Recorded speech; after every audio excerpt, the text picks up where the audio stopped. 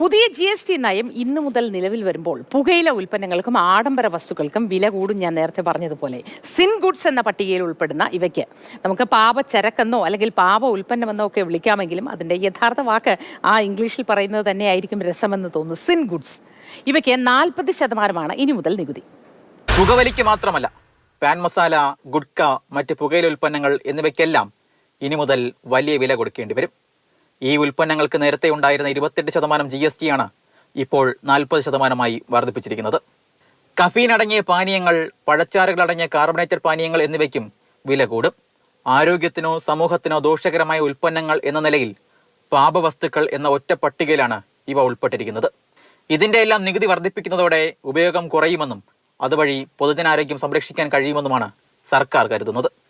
എന്നാൽ ഉയർന്ന നികുതി ചുമത്തുന്നതോടെ എത്ര പേർ പുകവലി ഉപേക്ഷിക്കും എന്ന ചോദ്യമാണ് ബാക്കി. ഇപ്പൊ തന്നെ ജനങ്ങൾക്ക് മേടിക്കാൻ പറ്റുന്നില്ല. പിന്നെ 500 ശമ്പളം കിട്ടുന്നവന് ഒരു വായിട്ട് സിഗരറ്റ് ലൈറ്റ്സ് മേടിച്ച 170, അത് 200 ആയ ഒരുത്തിന് പിന്നെ എന്നാ കൊണ്ടുപോകാൻ?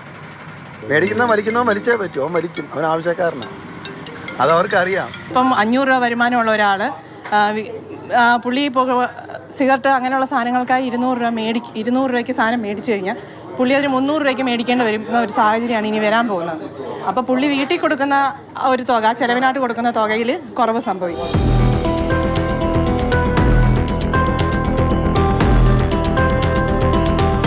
GST കൂട്ടിയാലും കുറച്ചാലും പുകവലിക്ക് വലിയ വില കൊടുക്കേണ്ടി വരും. ജീവിതത്തിൽ സന്തോഷം ആഗ്രഹിക്കുന്നവർ ആ വലിയ വില ഒഴിവാക്കട്ടെ, സാമ്പത്തിക നഷ്ടം ഇല്ലാതാകട്ടെ. ജോബിൻ തേക്കടിക്കൊപ്പം Shinod S T, Mathrubhumi News, Kottayam.